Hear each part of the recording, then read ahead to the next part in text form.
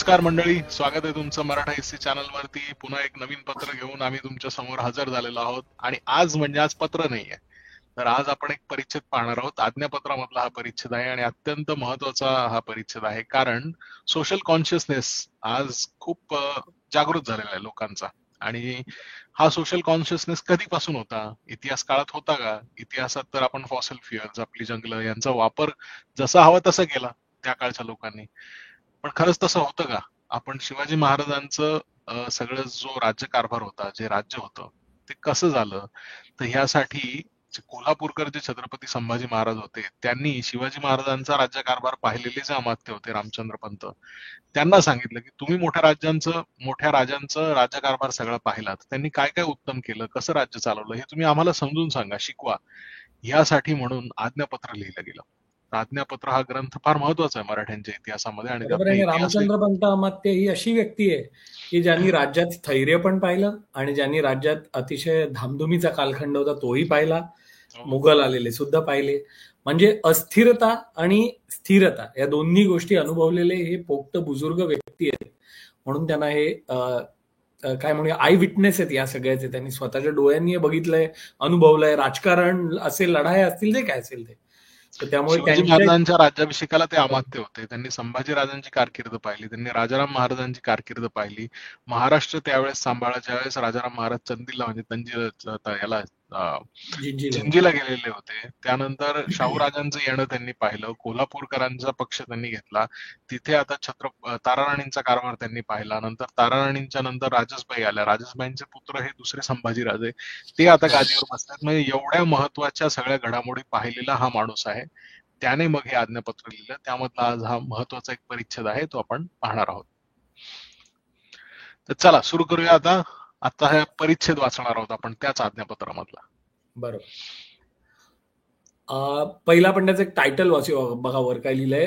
रयतांनी झाडे लेकरासारखी वाढविली. आता अमात्यकृत लिहिलंय, राजनीती वगैरे म्हणजे अमात्यांनी लिहिलंय अमात्यकृत. आरमारास तक्ते, सोंड, डोलाच्या काठ्या आदी करून थोर लाकडे असावी लागतात. आपले राज्यात अरण्यात सागवानादी वृक्ष आहेत. त्याचे जे अनुकूल पडेल ते हुजुराचे परवानगीने तोडून न्यावे. या विरहित जे लागेल ते परमुलकीहून खरेदी करून आणावीत जावे. स्वराज्यातील आंबे, फणस आदी करून हेही लाकडे आरमाराच्या प्रयोजनाची, परंतु त्यास हात लावू देऊ नये. स्पष्ट आहे अगदी, याच्यात काय फार अवघड शब्द आहेत अशातला बरोबर. नाही. आपण एका आरमार एक्सप्लेन करणं, आम्ही दोघं हे पॅरा वाचत जाऊन एक्सप्लेन करत जातो. गप्पा मारू आपण याच्यावर. अगदी सोपं आहे हे, की आरमाराला आपल्याला तख्त म्हणजे फ्लॅट डेक बनवतात एखाद्या जहाजाचा, शिपचा, त्यासाठी तख्ते लागतात, सोट लागतात, म्हणजे मोठ्या ज्या काठ्या लागतात, सोटे किंवा जाड लाकूड जे आपण म्हणतो ते सोट.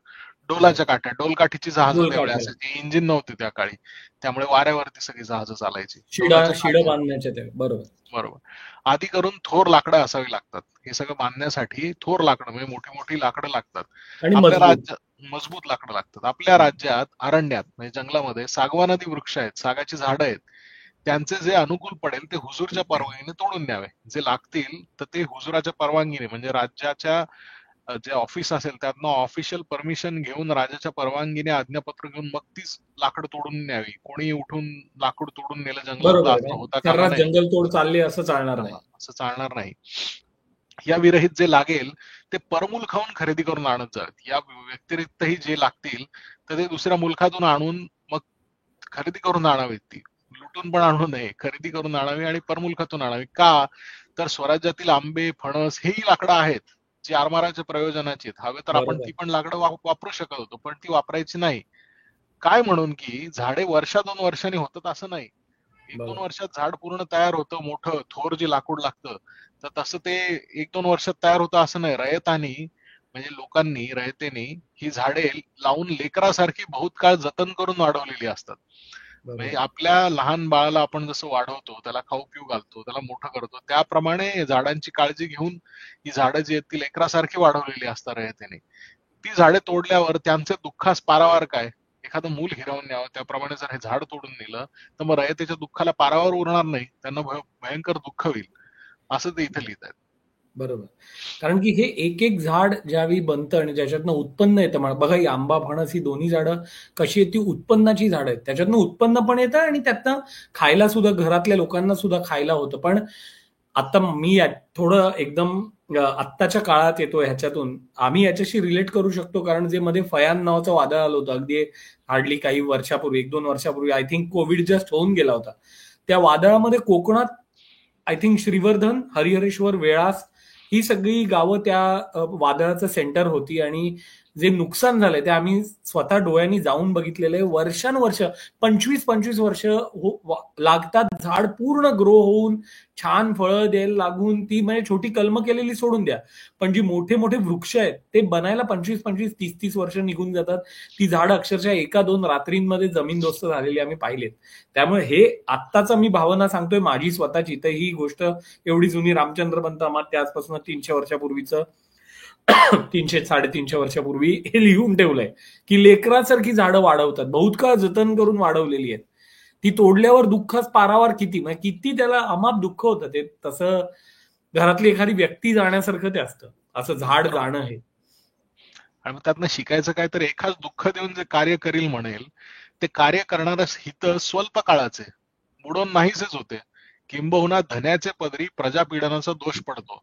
म्हणजे तुम्ही जर हे कराल तर मग त्यातनं तुम्हाला जे काही हित मिळेल, म्हणजे जो काय फायदा होईल तो स्वल्प काळाचा, म्हणजे थोड्या वेळाचाच होईल. तर तुम्हाला बरोबर. यातनं जे काही प्रॉफिट मिळणार आहे हा थोडा काळच राहील. परंतु त्या आपल्या रयतेला दुःखी केल्यामुळे जो प्रजापीडनाचा जो काय दोष पडतो, किंवा बा या राजाने बरोबर राज्य नाही केलं, आमची झाडं तोडून दिली, किंवा आमची चांगली फळझाडं होती, आंबा फणसासारखी होती, ज्या बागा आम्ही अनेक वर्ष जतन केल्या होत्या लेकरासारख्या, त्या सगळ्या तोडून दिल्या. हा दोष जो आहे, ती जनता जी आहे ती सगळी त्या राजावरती लावणार, त्यामुळे तो बरोबर. प्रजापीडनाचा दोष पडतो. पुढे वाचूया आपण. त्या वृक्षांच्या अभावे हानीही होते, याकरिता हे गोष्टी सर्वथैव होऊन न द्यावी. कदाचित एखादे जे झाड बहुत जीर्ण होऊन कामातून गेले असेल तरी त्याचे धन्यास राजी करून द्रव्य देऊन संतोष ताडून न्यावे. म्हणजे आणि बलात्कार सर्वथैव न करावा. म्हणजे जे झाड कामातून गेलंय, जे सुकलंय, ते सुद्धा तोडण्याआधी त्याचा जो कोण धनी असेल त्याला योग्य तो मोबदला देऊन, त्याच्या मनाला, म्हणजे त्याला सांगून, त्याला म्हणून, संमती घेऊन त्याची. त्याची संमती घेऊन, परवानगी घेऊन.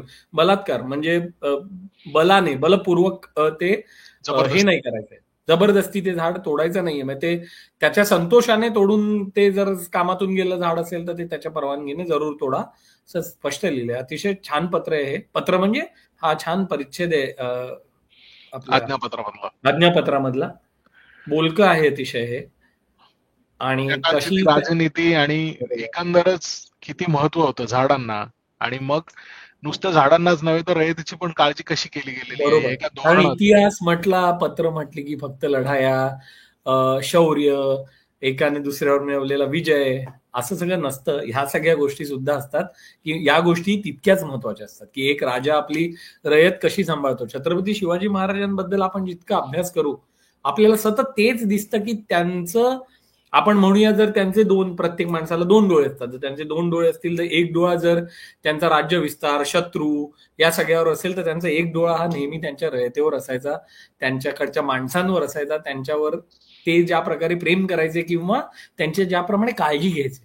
लाखाचा पोशिंदा वगैरे असं काय काय बरंच त्यांच्याबद्दल म्हटलं जातं, तर ते काही उगाच नाही. जाणता राजा. त्यामुळे जाणता राजा, अजून अजून काय हवं, जाणता राजा इथेच संपलं सगळं, की त्यांना जाणता राजा म्हटलं जातं, की ते ह्या सगळ्या इतर महत्वाच्या फ्रंट सांभाळायचं, ही सुद्धा तितकीच महत्वाची फ्रंट आहे. बरोबर. आणि याची आठवण करून देतात रामचंद्र पंत अमात्य छत्रपती संभाजीराजांना, जे दुसरे संभाजीराजे दुसरे कोल्हापूर. संभाजी कोल्हापूरकर. पाहत राहूया आपण आज्ञापत्रातले असे अनेक इतर परिच्छेदही आपण छोटे घेऊयात. छोटे परिचय. हा, जी महत्वाची वाटतात ती. आणि आपलं पत्र वाचन सुरूच आहे. सबस्क्राईब करा मराठा हिस्ट्री. धन्यवाद. धन्यवाद. आपल्या चॅनलला प्रायोजित केल्याबद्दल गरवारे चॅरिटेबल ट्रस्टचे मनपूर्वक आभार.